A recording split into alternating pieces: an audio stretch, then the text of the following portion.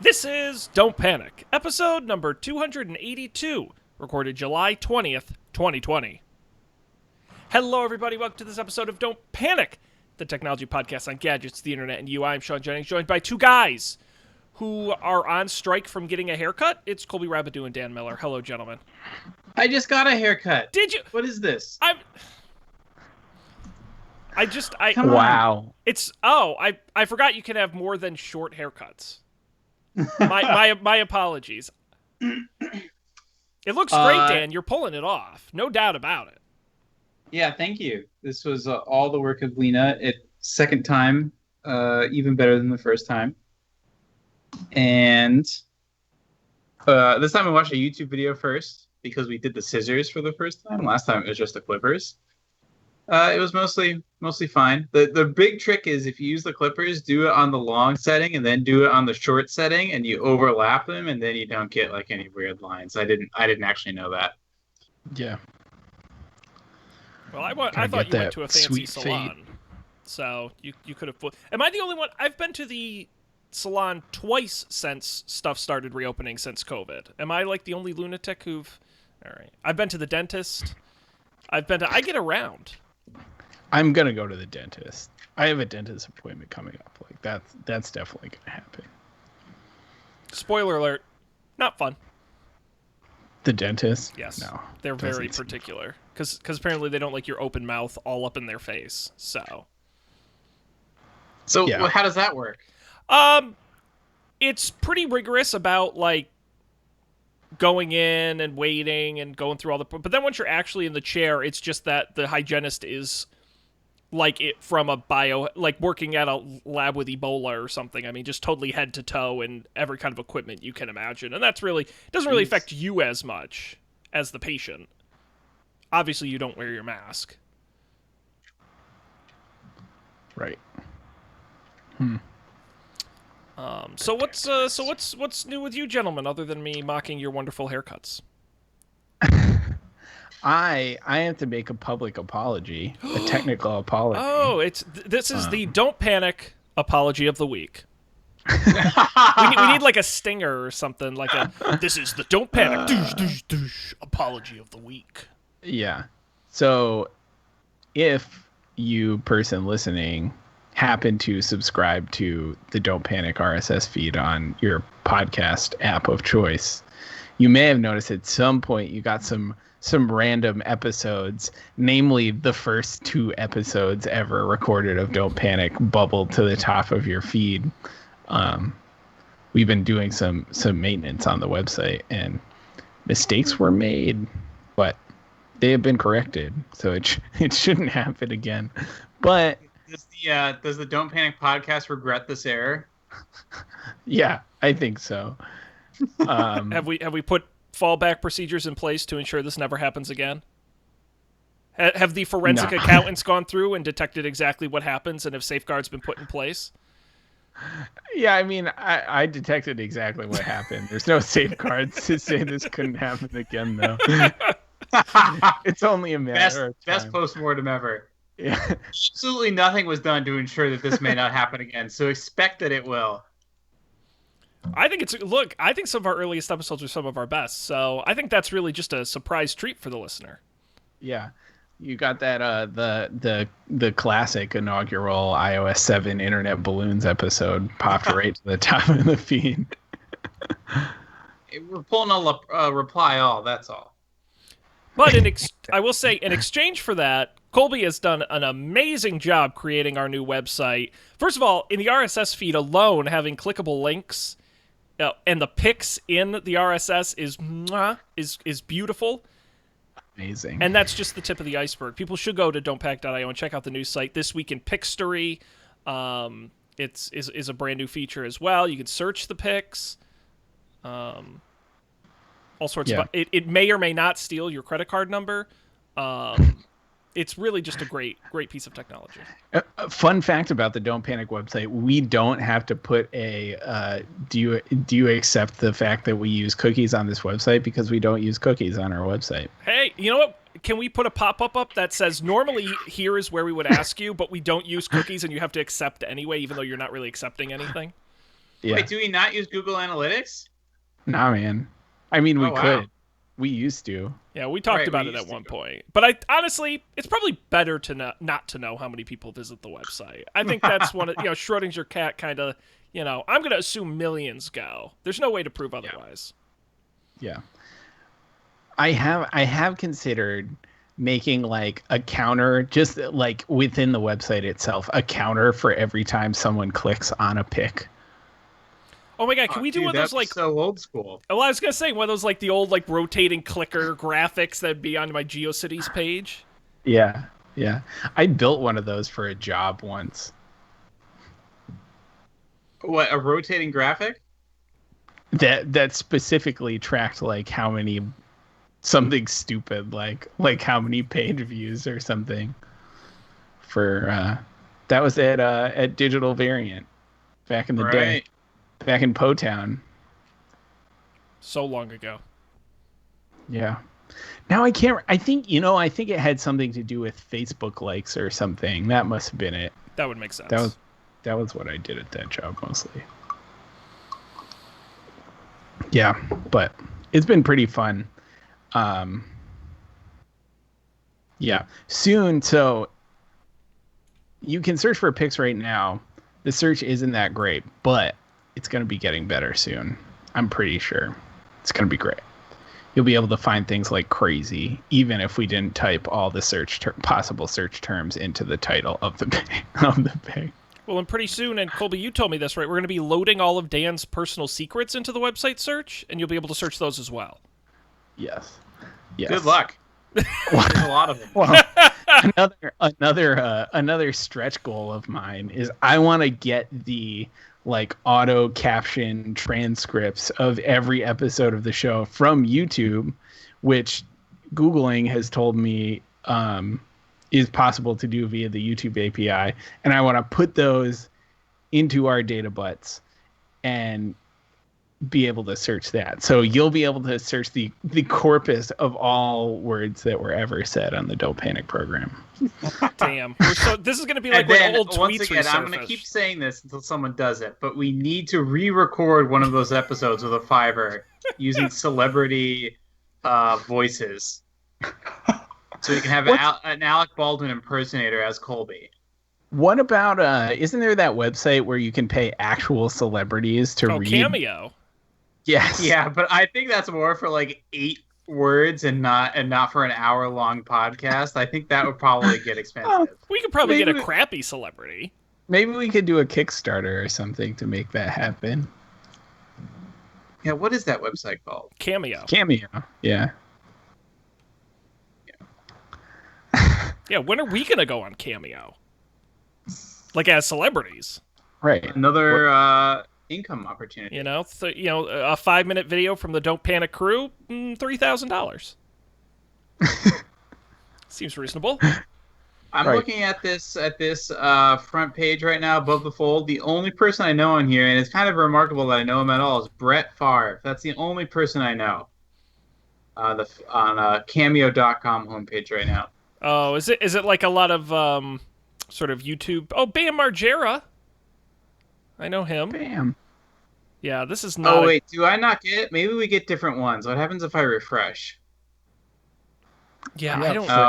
Flavor Flav, Charlie Sheen, Chris Harrison from The Bachelor. Tay Diggs. Yeah, this is. Oh, reality TV. Oh, you can get Miss Juicy. And David Hasselhoff. Wow, they've really got everyone. Colin Mockery. Wow. Man, if we had infinite money. I'm just this is I don't think this is safe for the program, but I'm looking at the athlete section. They're all like $45, $100, $200. Then I see Brawl and Barnes, $7. And it looks like about a $7 talent. Yeah, you're really undervaluing yourself. You can do seriously. There are animals. Oh my god. There are? Yeah. Oh my god, they have the Chocolate Rain guy. You could get the Chocolate Rain guy to do one of our episodes. Sean Spicer, $200. This is really something. You know what would be actually great if we did? So we go back through the archives, right? And we get some like choice sound bites from each of us.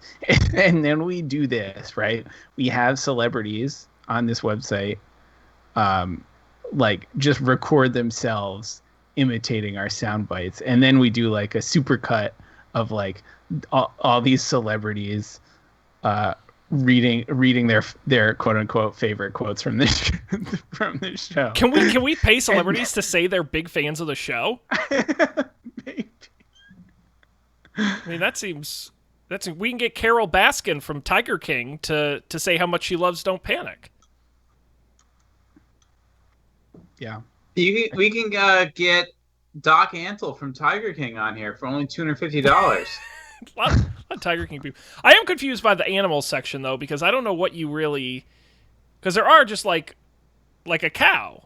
Like you can just pay a cow for a personalized cameo. I don't know what the cow does to personalize it.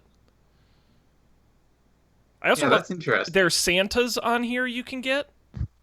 Oh, there's a podcast section. All right, let's see if I know who any of these people are. Ooh. Nope. There's a gamers section. Yeah, I'm in the gamer section right now. Podcasts. I gotta find the I- podcast one. I don't know any of these I don't know. podcast people. This is not really my type of podcast. Oh, Chris Gethard. I know Chris Gethard. All right, there's somebody. Yeah, no, this isn't great. This website seems, I don't know, bad. Yeah, I don't know. Is it bad? It might be. I honestly, I'm going to be serious here. I think it would be a really fun challenge. First of all, can just anyone sign up for Cameo? If the answer is yes, I think it would be a funny challenge for the three of us to each make our own Cameo and see who the first person to get paid for a Cameo to is. get a cameo request is. I Enroll don't- as talent. Yeah, we're on a podcast. If Yeah. you have fans and want to join Cameo as talent, you can enroll here and we'll be in touch. I think that would be Yeah. great. And we'll kind of just pump up. Oh my God, Chris Hansen from Dateline? Oh no! Oh my god, that would be a great birthday message. It's like, well, Colby, why don't you take a seat right over here? Happy birthday, Colby. Why don't you take a seat right over here? What'd you think you were doing here tonight? You know, for your birthday. Do you think there was going to be a surprise party? We're in quarantine, Colby. Come on. What were you expecting? Wow. Just the word, yeah. Modern day celebrity really killed us. Really just destroyed us. I still can't find the podcast section. Great website. Oh, Just search for podcast. It's like a hashtag or whatever. there's a bulldog who wears outfits, and for $15, the dog will do something for you. Nice. How can you guarantee that the dog will do something, though? The contracts on this site are pretty loose. I'm not gonna lie. You know, there's a cat. Maybe I should put my cat up on here. Make some spare money, like 10, 20 bucks a pop. Charles. Sir Charles. Yeah. I mean, who's Maya the cat? You know? Am I supposed to know who these animals are? Crazy. Anyhow. Great stuff from the fine folks at Cameo. Anything else going on, gentlemen? That's like mostly what I've been doing with my life is updating the website. Okay. The past 2 weeks, like,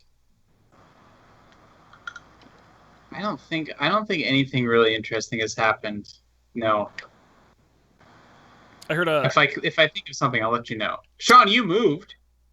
and I went Yeah. back to the office. I did hear a podcast. I was listening to a podcast, and they joked about how all bad podcasts start with the boring white guy hosts talking about their boring lives, and I felt very self-conscious at that moment. Yes, I did move. I'm in my new place. I also went back to work at the office, which was not fun to all do at the same time. So Yeah. I'm living my best COVID life. Now, have you reinstalled all of your smart home stuff? Not all of it.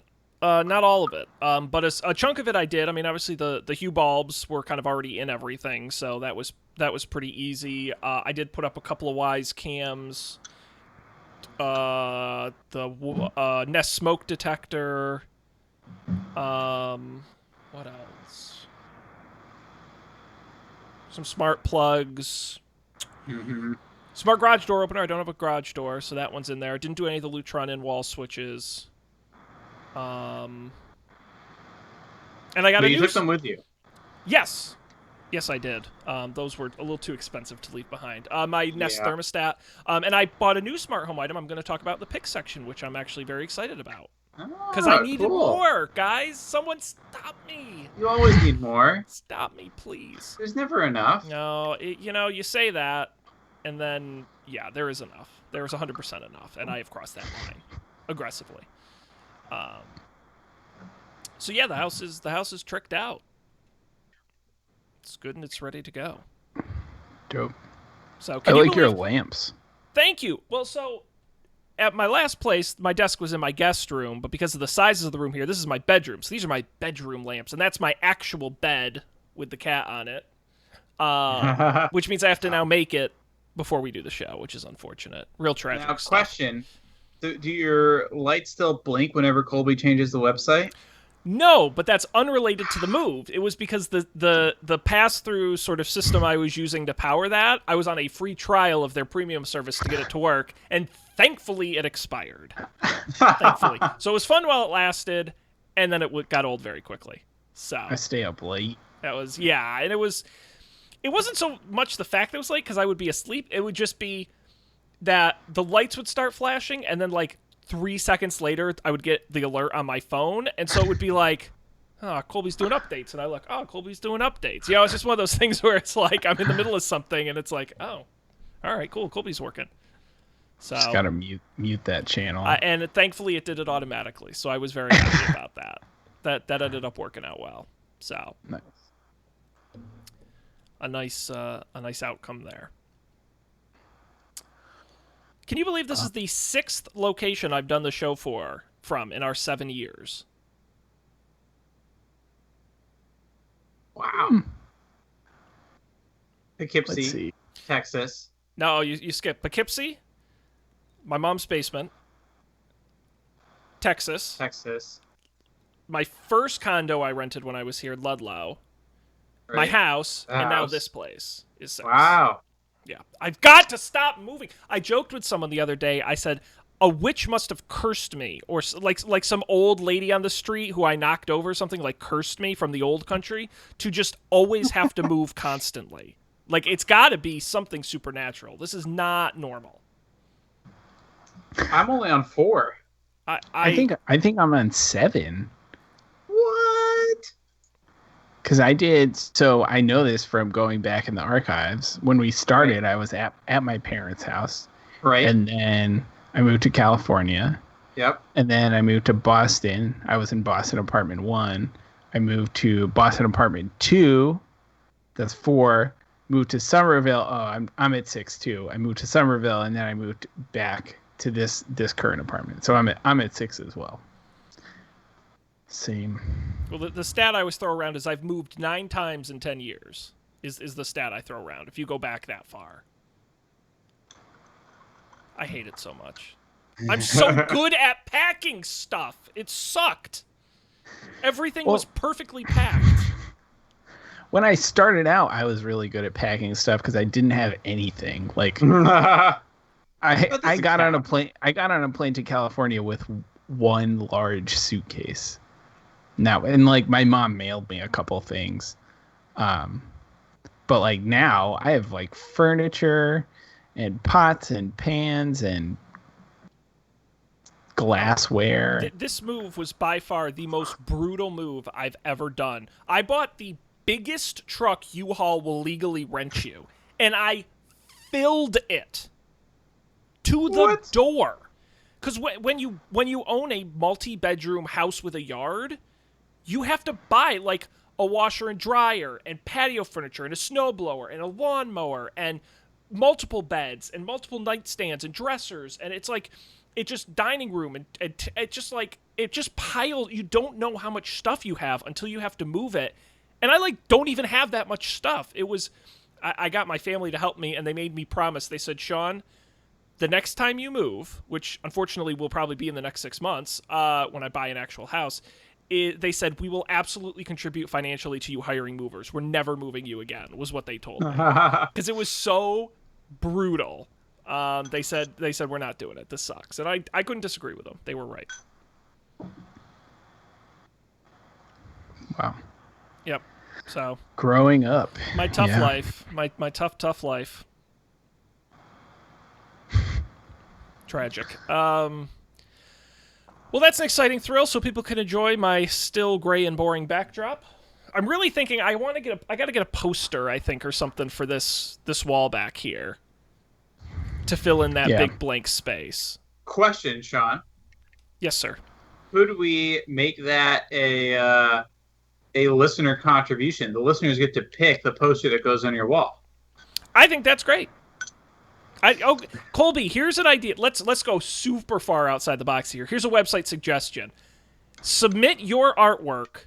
I'll mount a monitor on that wall, and you can submit your artwork. And digitally each week we'll put a fan's artwork up on any photo they submit. We'll put up on the big board.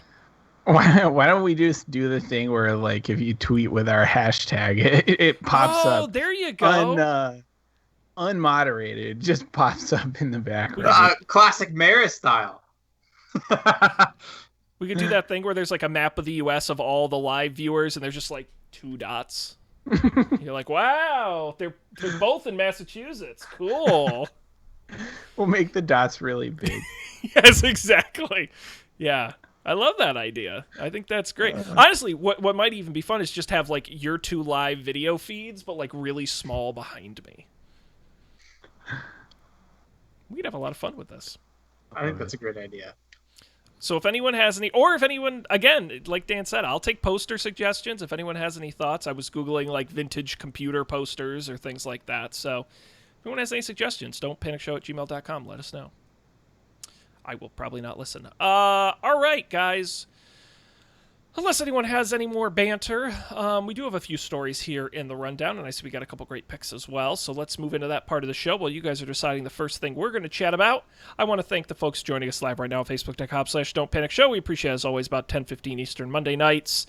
If you're watching us live, comment. We're watching the comments right now, so let us know what you think throughout the show, and 508-644-TECH, the phone number still works, so I guess someone could someday call it, so... There is that. Guys, what's story numero uno? I didn't even look at the stories. Hackers hit Twitter. Could take a long sip of my beer. Twitter hack. Yeah, I think that the Twitter hack story has to be the first story. You know, it is the big story of the week, and of course we're very qualified to talk about it as people who use Twitter. So folks may have noticed the other day, back on the, 5 days ago now, when a number of very popular accounts... That was 5 days ago? Yep. Oh my god, it felt like yesterday. Nope. Okay. I know, time has lost all meaning. I'm 100% with you. But if you had been on Twitter, you may have noticed that certain famous accounts, like those of Joe Biden, Elon Musk, Bill Gates, Kanye West, Michael Bloomberg, Apple, all started tweeting out very similar things. I'm trying to find the exact language. Like, I've decided to get back to my community. Oh, if you send... It's right here. This is Elon Musk's, which, by the way, I think was the most plausible person to have tweeted this, said, "Feeling grateful, doubling all payments sent to my BTC Bitcoin address. You send 1,000, I send back 2,000," which, by the way, makes no sense. "I'm only doing this for the next 30 minutes. All the other folks, the Apple's account said, we are giving back to our community. We support Bitcoin, and we believe you should too. All Bitcoin sent to our address below will be sent back to you doubled for the next 30 minutes. That was tweeted out on a number of major accounts. The scammer, I've seen different numbers thrown around as to what the scammers actually got. I think the final number is right around 120,000. Was kind of somewhere in that range was, I believe, the final number they got, which is kind of impressive that you would have thought they would have gotten more, but I guess people maybe are smarter than that. Who knows? Obviously, when there's an ant crawling up my leg. Those move with you? I basically live in the woods. So, very quickly, the tweets started right after about 4 p.m. And lasted about 2 hours. Twitter went ahead at that time and responded. Took them a little while to get there, but they did get there. They eventually shut down, obviously, those individual accounts they caught, as well as all tweets from verified accounts.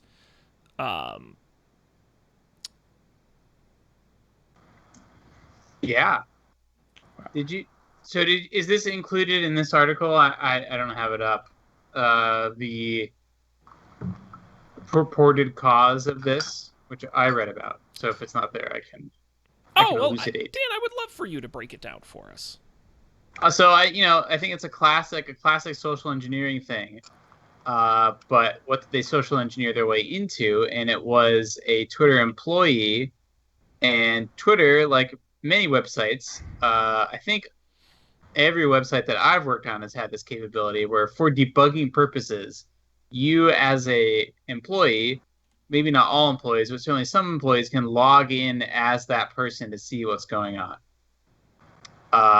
And if you can log in, you can post, and I think that's how they did it. So they compromised via social engineering some employees' laptop and accounts, and then got into Twitter and the Twitter admin backend, and then was able to post as these people.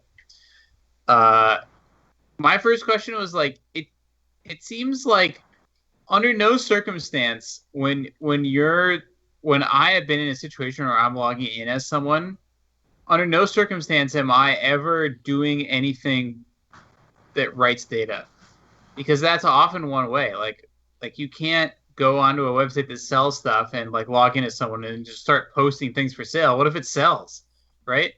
So I don't understand why that wasn't outlawed. Well, under what circumstance would you log in as a user and tweet as them? Well, as an employee, I think if I understand it correctly, what they did was they actually used the internal access to reset the email and passwords linked to those accounts. Then we're able to change the passwords and the two-factor numbers and all that kind of stuff to then gain access to the account that way. I see. Which I would assume internally they would have the ability to reset things like that. Interesting. I guess that's why Apple can't reset your iCloud password. Right, I was just about to bring that up. It's true. It's true. I mean, this does seem like a very, it's one of those things where, there was some unsubstantiated links between this particular scam and a group of scammers who've used SIM card hacking before, where, they essentially, a lot of passwords are out there, but they actually intercept your two-factor authentication by cloning your SIM. Something that this group has done a lot. This was obviously a different take. Makes a lot more sense to steal the master access from an internal employee than it is to hit one person at a time. Yeah, more economical. I feel like their scam was so small potatoes. Garbage scam. Bad scam. Like you can take over any Twitter account in the world, and the best thing you can think to do is tweet send some money to this Bitcoin address and I'll double it. It's crazy. Yeah, they didn't, like I said, they didn't even get that much. Yeah. Maybe it was something time sensitive where they're like, oh my God, we have access to this. We have to do it right now. And that was the first thing they thought of. Well, but I was thinking, and this is part of the story, is just how sort of valuable Twitter has become in a certain angle. everywhere from the story of, Twitter locking down, I think the number is almost 360,000 verified accounts. There was a particular story. The National Weather Service in Lincoln, Illinois had just tweeted a tornado warning before they were locked out of their account. That people rely on the information coming out of Twitter at the same time. There was this story a couple years ago, and I wish I had the exact link and detail to it. But there was that story where the White House Twitter account was hacked, and whose account was it that was hacked? Someone's Big's account was hacked and said a bomb had gone off at the White House. It caused the stock market to crash for like half a second or a second because it just scans Twitter for keywords and will suddenly crash the economy. And it happens in a flash because trading happens so quickly. But like that seems like a much better scam is where you could like crash the market, buy a bunch of stocks, and then watch the market go right back. Like I'm just like, I don't know. It just seems like there's a more clever. I mean, you could really, pardon my language, fuck some shit up by doing this. Right. Like you reset Donald Trump's password in, I don't know. Well, maybe that's a bad example.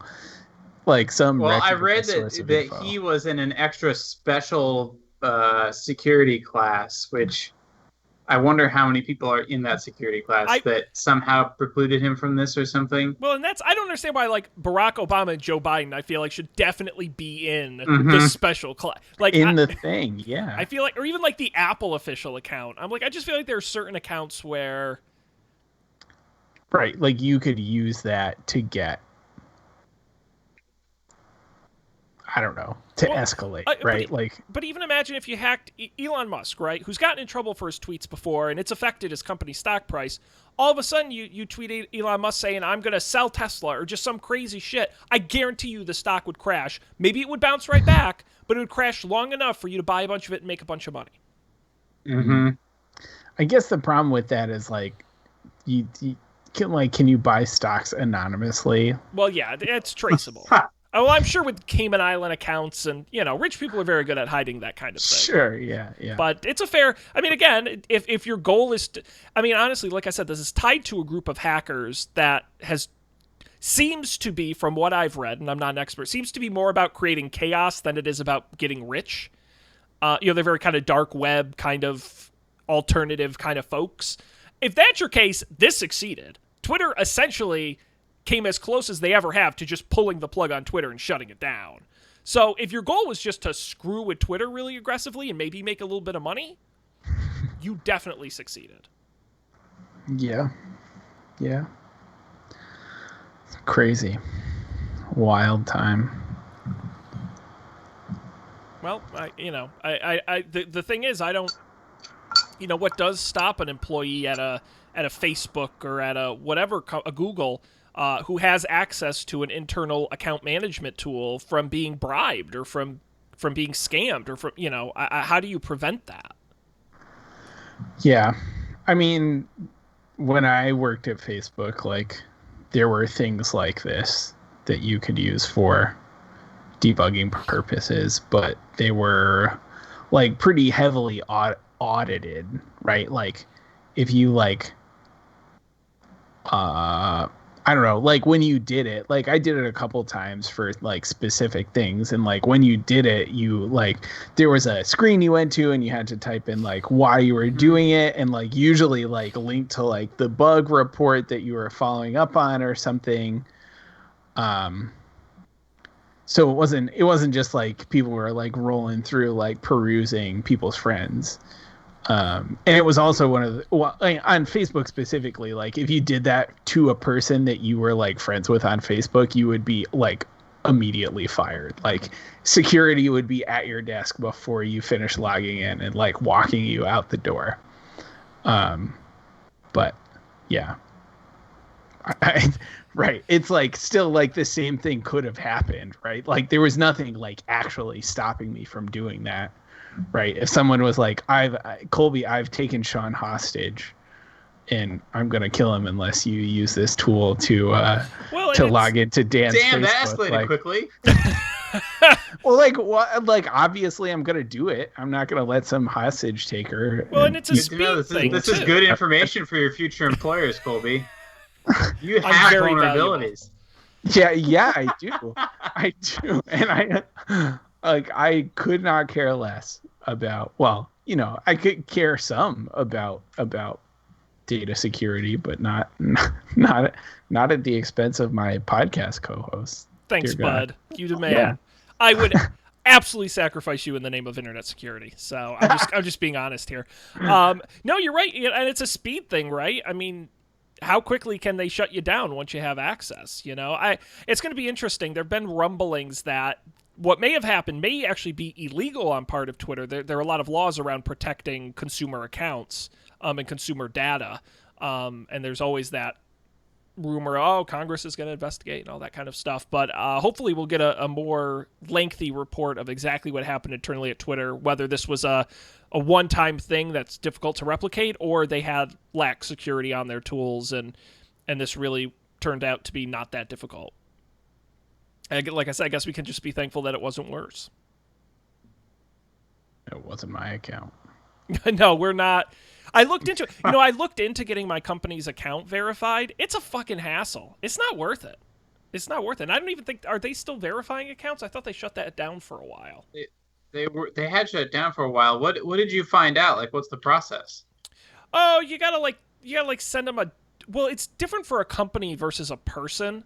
If you're a person, Right. you gotta send them your driver's license, a copy of your driver's license, and a bunch of other documents. For a company, you have to send them your articles of incorporation and all kinds of just bonkers paperwork that I did not have easy access to and did not feel like seeking out. I had to do that to. There was an old account under our company's name that had been inactive for a long time that I had to get back, and I had to send them a bunch of paperwork proving the company really existed. I had to call the company lawyers. It was a huge hassle. So I gave up. And thank goodness we weren't hacked. So That's good. oh boy. Well, I'll just say for the record, if anyone wants to send us 1,000 Bitcoin, we'll keep it. Yeah. Just keep that in mind. We got You send us 2,000, we'll send you 1,000 back. Yes. How about that? Yep. The Bitcoin address will be in the show notes. I do secretly hope that the reason they didn't make more money is because people are smart. That's what I know. That's not true in 2020. I'm really gonna hope people were like, "Oh, it doesn't make sense that I have to send him $1,000 for him to send me 2,000. That doesn't make any sense." But the thing you said about Elon Musk being the most likely person to tweet Yes. this is totally true. And I give the guy who tweeted it credit because he was the first account hacked in this whole thing. And the way it was phrased was that is definitely something Elon Musk would do. Or even Kanye. Yeah. Kanye was hacked. And I'm maybe, I don't know if Kanye knows what a Bitcoin is, but I'm of the lunatic celebrities who might do that. Joe Biden, I don't think Joe Biden knows what a Bitcoin is. Yeah, no. I would love to know. I wish that each account that was hacked got its own address so that we could trace via the public ledger which was the most successful celebrity. That's awesome. Like a fundraiser? I love Yeah. that. That's great. Except for a scam. I would love to know that. I bet Elon Musk is up there. I sure. bet he is number one. Yeah, I would bet the Apple corporate account is probably down towards the bottom. I would think sort of the official accounts, company accounts. And does anyone even tweet from the Apple account? Has the Apple? It's not that old. They only created it a couple of years ago. Yeah, it has no tweets. So it has 4.6 million followers and no tweets. That's what I thought. And its a banner image is the iPhone SE. That's weak. And it's it's not the following. new iPhone SE though. It's not following anybody. It's not following anybody. It's But not it even is- following Phil Schiller. Or Tim Cook. Or Apple support. But it is followed by Dan Miller, so That's true. If it ever tweets, I'll be the first to know. you'll be there on the breaking news.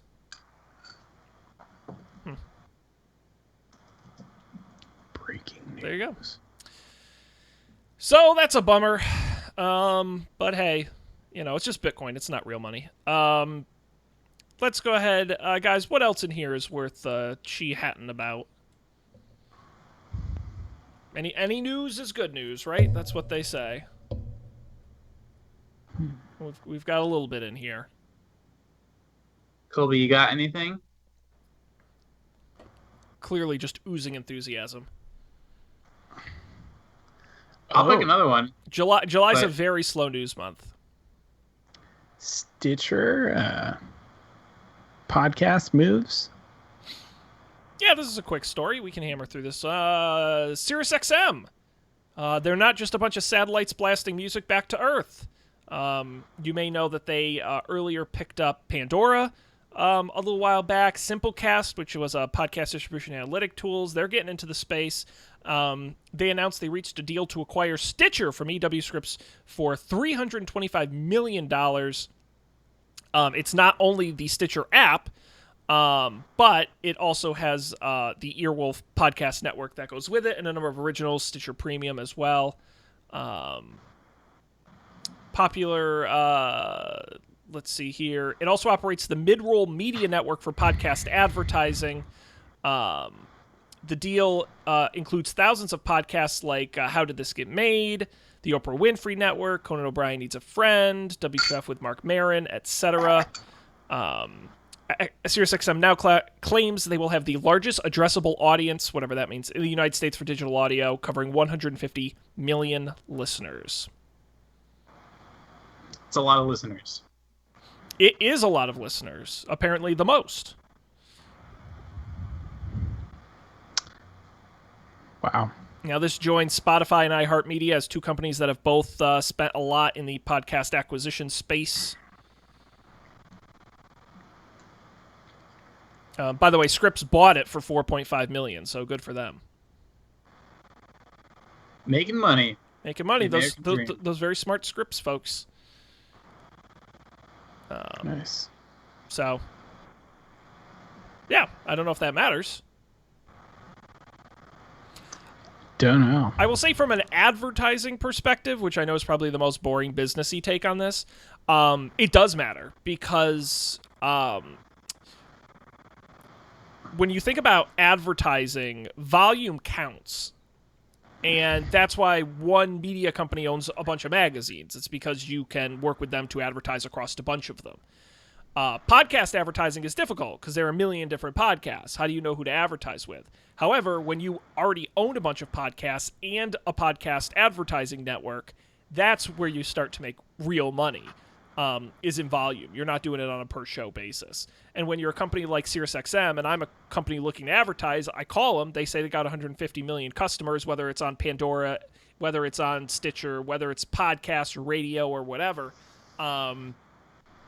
It's a very appealing concept. Much different than with Spotify, obviously, in that subscription model, trying to get you hooked to stay on longer and pay them every month. It's quite different. Obviously, Sirius is looking to make ad revenue off all these podcasts. That's where the money is for them. Does Spotify play ads, like Spotify ads in podcasts if you're a premium? I mean, if you're a free person? Yeah. Pretty sure. Roof. Double ads. More ads, more fun, right?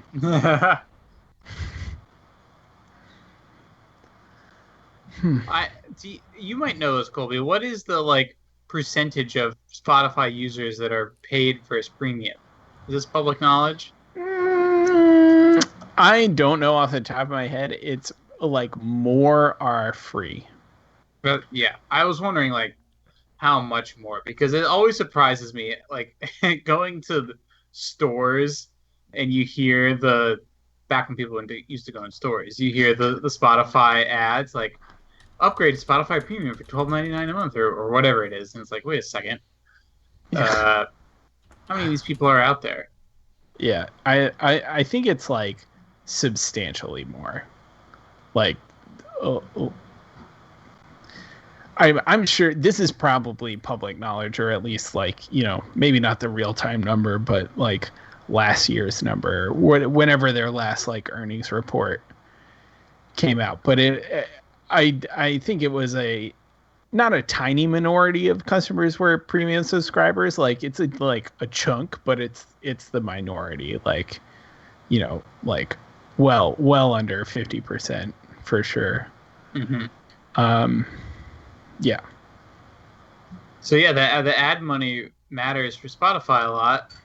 I'm sure it matters for, but how does that matter for Sirius? I guess Sirius has ads, right?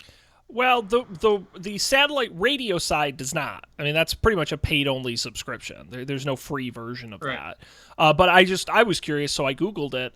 Pandora alone in 2019 made 1.2 billion dollars in revenue on ads. That's Huge advertising play. Because I would bet, and this I don't have these numbers. I would bet Pandora is way more free. I doubt they have very many paid users. I would think the majority is free. They say it says here 1.2 billion in ads and about 500 million in subscription fees. So they're doubling on the advertising there. So I think it makes sense for SiriusXM to say, hey, look, satellite radio. How long are people going to keep paying per month to get this in their car? Who knows? But ads will always be a thing. So. Get in whether it's music or podcasts or whatever, get in early and make that money. Yeah, I guess that makes sense too. Like, it's a little bit of a hedge, right? Like, if satellite radio becomes less and less a thing, is like, CarPlay is a big deal now, and 5G is happening. So like, why mobile data is like theoretically close to being like way more abundant than it was. I'm sure they'll charge us a lot for it, but like it could be more abundant than it was. So like if that's the case, what's stopping you from just like streaming your podcast and music? Nothing. Nothing's stopping me already, but I will say that SiriusXM does have a great digital radio component because you can pay a lower fee and only get an online app version where it's essentially the same stations you get in your car or whatever. I'd say it's a little overpriced, but if you really like SiriusXM stations, and I do think they're pretty good, you can pay for that and get just that as I think it's like a $4.99, $5.99 type per month thing for just the digital version. So, they're in that space as well. I did not know that. Yeah. So, I've never had satellite radio. Never experienced it. An unnecessary but lovely perk. I've only experienced it in Sean's car. It was nice when I had it. I don't miss it, but it's one of those things because I got it. My dad got me like a subscription as like a Christmas gift for a year, and when someone else pays for it, it's very nice. It's very very nice. But when you pay for it, you just can't justify it. So. Although I will state for the record that the absolute worst customer service I've ever dealt with in my entire life is SiriusXM. Wow, what happened? Because, again, their lifeblood, at least up to now, was subscriptions. If you didn't pay them, they didn't make money. There was no ads, there was nothing. If they didn't get paid, they didn't make money. I've never had a harder time canceling a service than I did with SiriusXM. I swear to God, they would put me on the phone with people who purposefully pretended to like mumble into the phone so I couldn't understand what they were saying, so I couldn't cancel the service. They would transfer me. They used I've never met a company more aggressive about keeping you as a subscriber than SiriusXM. Never mind offering you these. They literally, it's like canceling cable where they offer you better deals the farther down the cancellation line you go. And at one point they're like, "We'll give you a whole year for $1." I'm like, that doesn't make any sense. Like, this is, I felt like it was this Willy Wonka, like, nightmare where I'm like, what? I'd been on the phone for, like, an hour. I'm like, what is going on? Like, cancel it. I got so mad. It was crazy. I don't miss dealing with those guys. Colby, have you ever canceled your New York Times subscription? Oh, God, yeah. I had to call them on the phone, but I did it. And I've never resubscribed because I know what's waiting for me on the other side. I thought about it. I've thought about it multiple times in the last 4 years. I've thought about resubscribing to the New York Times, but instead I just like read articles in a private tab or whatever you got to do. Like, it's wild. It's like, it seems very short-sighted to me, especially for, I don't know, like if you haven't, like companies like I feel like Hulu and Netflix and HBO, they all do this correctly, right? Where it's like you can cancel anytime. And I do. I cancel all the time. And then like 3 months later, I always resubscribe Mm-hmm. when I like want it again. But these like sort of like, I don't know, the like last generation of subscription practices where it's like, whatever happens, don't let you cancel.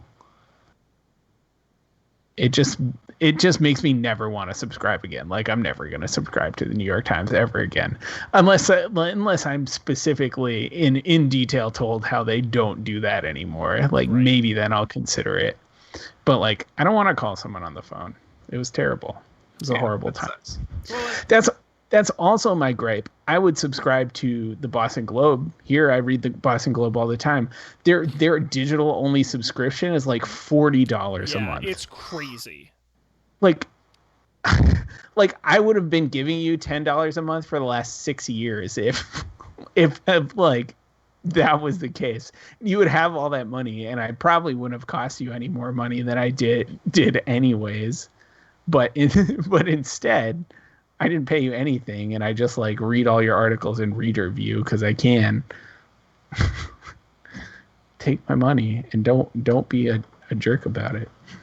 Yeah, I've been trapped in I've managed to, it's fun when companies like merge and move around and stuff that like consumers kind of I've managed to fall into a very narrow crack because I have Hulu. I've had Hulu for a long time. I like Hulu. Hulu's great. I also got Disney Plus. Because I'm like, oh, this is great. This is new. Then I found out, which I've had both separately for a while, I found out that there's a bundle you can get that's Hulu, Disney Plus, and ESPN Plus for a combined price that's less than even just doing Disney Plus and Hulu. So it actually, if you're already doing those two, you're going to save money. And you get the ESPN thrown in. So I said, oh, I'm just going to do that. Well, when Disney acquired Hulu and tried to integrate it, I kept getting in this like circular loop where I kept trying. They were like, oh, you want to sign up for the bundle? Okay, link your current Hulu account to your Disney account. And then it would send me to the Disney site, and then it'd be like, log in with your Hulu account. It'd send me to Hulu, and then Hulu would be like, that's not an option. Go to the Disney site to activate it. Go to the I swear to God, I felt like I was losing my mind. It just kept sending me around in loops. And so now I'm getting, believe it or not, what ended up happening, don't know how this works, is they are now billing me. Hulu sends me a bill, and Disney Plus ESPN Plus sends me a bill. Together, it's not the price of the three of them bundled, nor is it the price of them separate. It's like some weird I don't, like the math is like it's close enough to the three bundle that I'm not going to try and figure it out. But like it literally is just never linked up right, and I have no idea how they managed to do it. Technical difficulties. Very unpleasant. Don't launch a bundle with a service you just bought if you can't properly. I've never been at work. I've never been a party to like an acquisition, like one company and another company merging and like having to like merge their technology together. I've never really been very involved in that. But I hear it's wild. Well, and never mind the whole Disney account thing, because it was before I could even do the Hulu thing. They're like, oh, you have to link your ESPN account to your Disney account, which, by the way, Disney's owned ESPN for like 30 years. So why they were separate accounts, I don't know. So I had to do that first. It's just absolutely crazy. Absolutely crazy.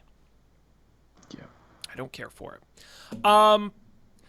Guys, why don't we move on to picks, the part of the show where each of us brings something we want to share with the world. And speaking of Disney Plus, Colby, what do you got there? Oh, I mean the Hamilton. Hamilton's on Disney Plus. What are you waiting for? Did you watch it yet? Go watch it. It's cool. So I would like to just state for the record, I've never heard a Hamilton song. I know nothing about it other than it's about Alexander Hamilton, and I haven't seen the movie nor the stage performance. So are you saying I should do that? Yeah, it's good. It's Okay. really good. Okay. Yeah. I don't know what the right thing to do is. Like, Dan and I went to see Hamilton live in New York some years ago now. And like I had heard the music before. And I liked the music well enough. I wasn't like super into it, but like, I was looking forward to the show. Then we saw the show and I was like, wow, this is great. And now I somewhat regularly listen to the music and I enjoy it. And now I can watch Hamilton anytime I please on Disney Plus. But I guess my point is like, I don't know if you should listen to the music and then watch Hamilton for the first time, or if you should dive right in. For what it's worth, I didn't listen to the music before I watched it, and I was fine. I'm converted as a Hamilton fan.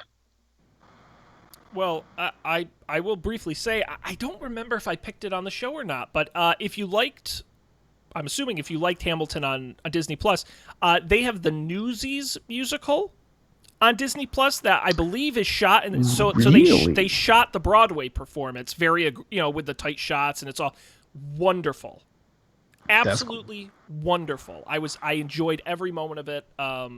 It's great, and it's just there on Disney Plus as part of your subscription. So I do recommend, if you want to do another Broadway show, I recommend it. I've seen the Newsies movie, but not the Christian Bale. Classic. Selling those papes,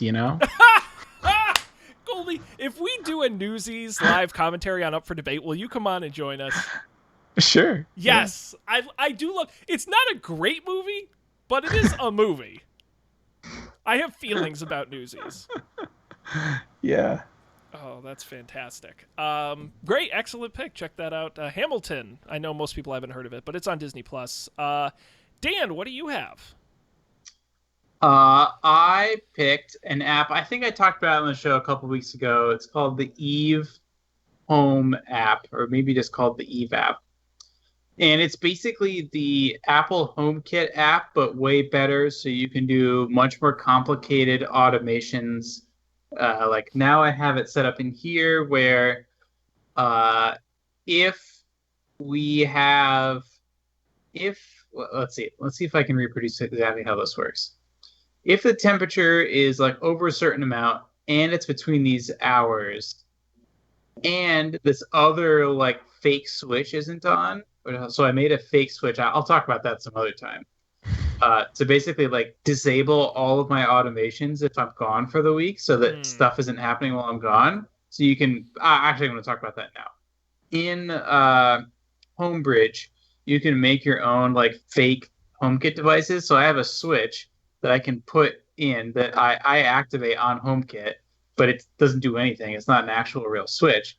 So I have like my go away switch, and when I press that, all of my automations are programmed to respect it. Makes sense. So you can do all of this stuff with this Eve Home app.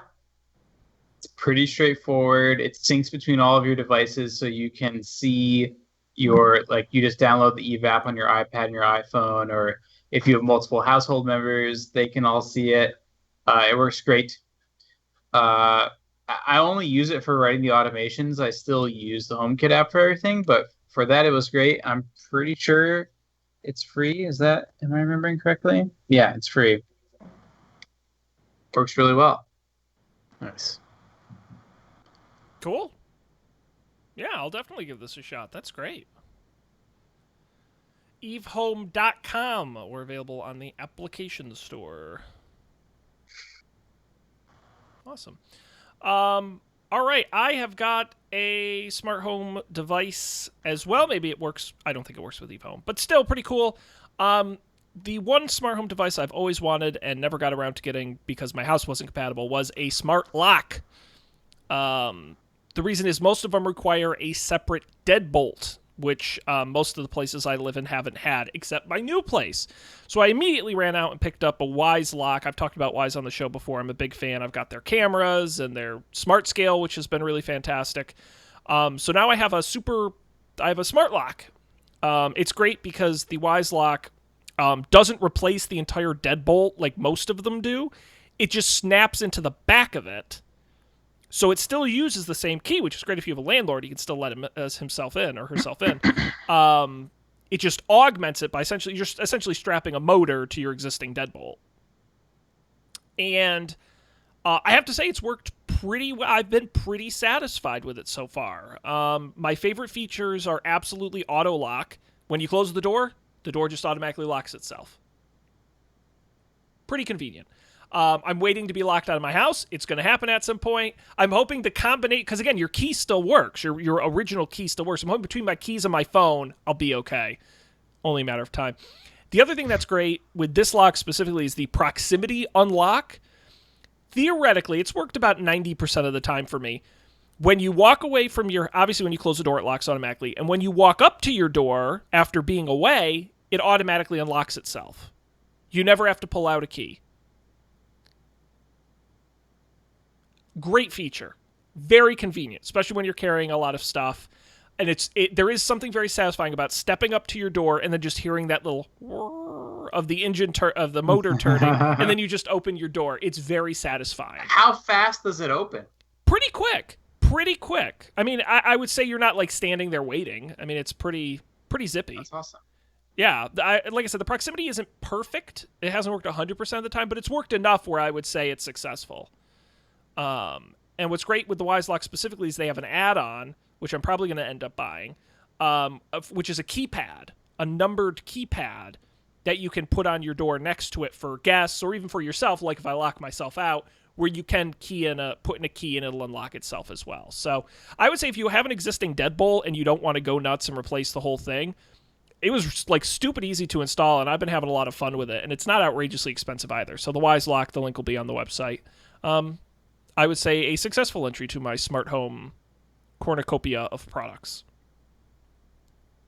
Cool. All right, guys. Anything else this evening? No. Nope. I got nothing. I think we covered all the myriad tech news. We couldn't get to all of it. There's so much, but Ugh, I know.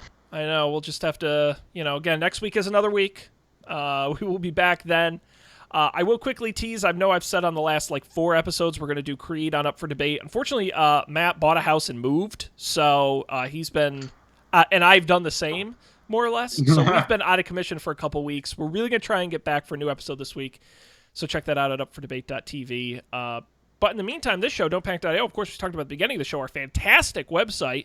Definitely check it out. All the episodes are there, the audio, the video, the pics, of course. You can search them, you can click them, you can have a lot of fun. Buy some of our cool products there, etc. You know what? That's Colby. Really, that's maybe our next thing is we got to do mugs and T-shirts and stuff. We got to do the store. Yeah, I do have the very limited edition, as in there's one ever made. Don't Panic T-shirt. I really should get more of those made. I should give you guys a T-shirt. That would be nice, because I love mine. Yeah, I love the mugs. I use the mugs all the time. I don't even know where they are right now, but they're good mugs. Yeah. And the magnets. I've bought so much just my thing. Dumb shit. I've got stickers. If anyone wants stickers, email us. I still got a bunch of stickers left over. The magnets are all the magnets. I've got a couple Game Nights coasters for some reason, and I think I have 1 or 2 Up for Debate tote bags. So if anyone wants some free stuff. Oh yeah, the Don't Panic tote is my best tote. To this day remains my best tote. Yeah, man, I'll put our logo on anything.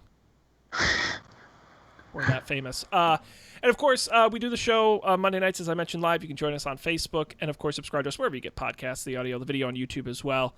And of course, contact us at Don't Panic Show on Twitter. Email us don'tpanicshow@gmail.com.